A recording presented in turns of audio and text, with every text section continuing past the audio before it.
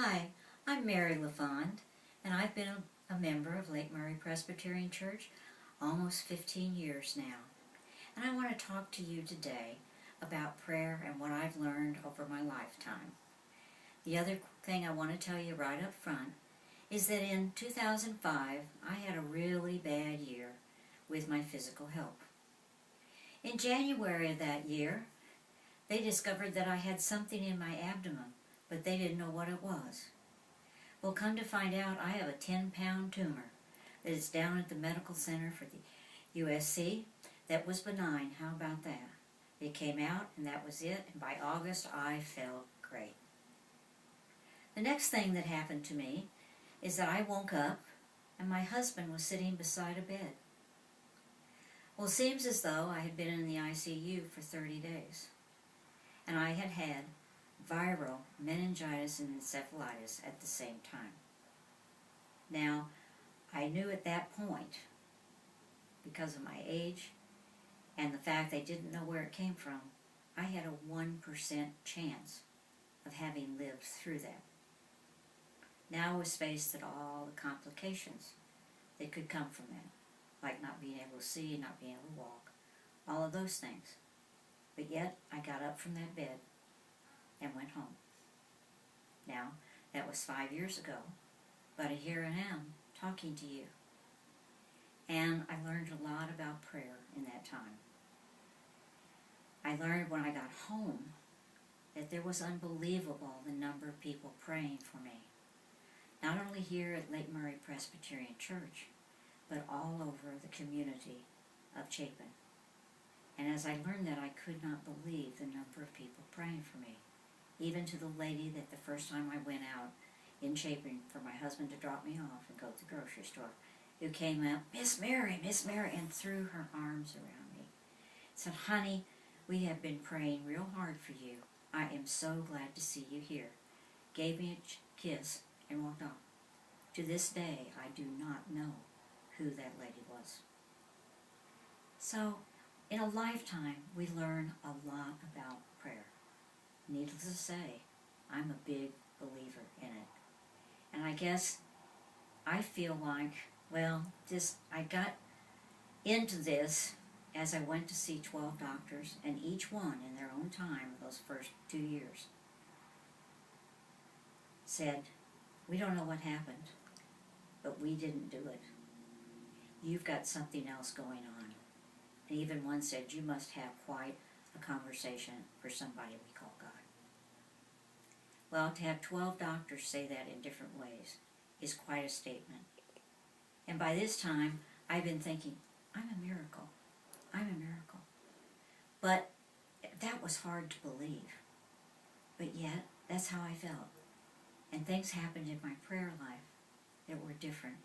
I never experienced some of the things I experienced there. The gratefulness, the visions, the conversations. So we went on, and sitting in church one Sunday, your senior pastor is giving his sermon on prayer. And he says, I want to show you my little book, and he gets it out. This is my little book that I keep whenever I move church. So here's my little book, and it's my book of prayer miracles. And I don't think she'll mind me sharing, but I want to tell you, he opens the book and said, Mary LaFond is the first person in my prayer book. She's my first miracle here at this church. Hearing Ben articulate that it really hit home. I was a prayer miracle. I've been thinking it and feeling it, but how many people feel their Lazarus in their life? Oh, that was really a resolution. And what I've learned about prayer that I'd like to share with you from them, it is unbelievable the power it can have for other people and for you yourself. We learn from little on, like that first prayer we say at night, now I lay me down to sleep, to wherever you're at in your prayer life now.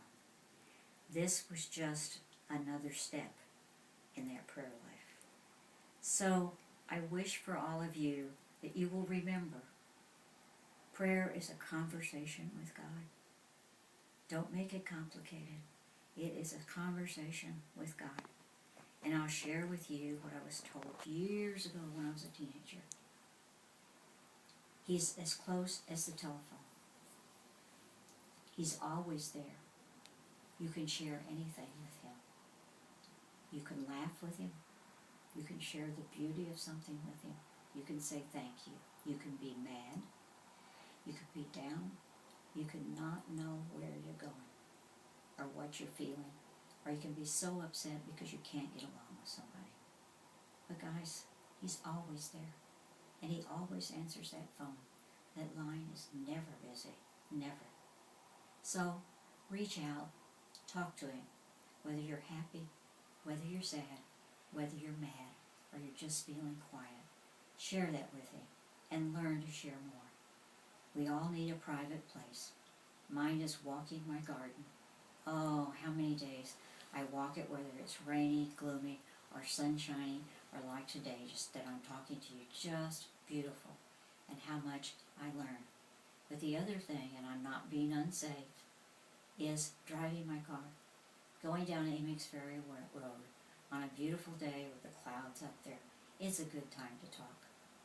And it's also a good time for me to share my frustrations.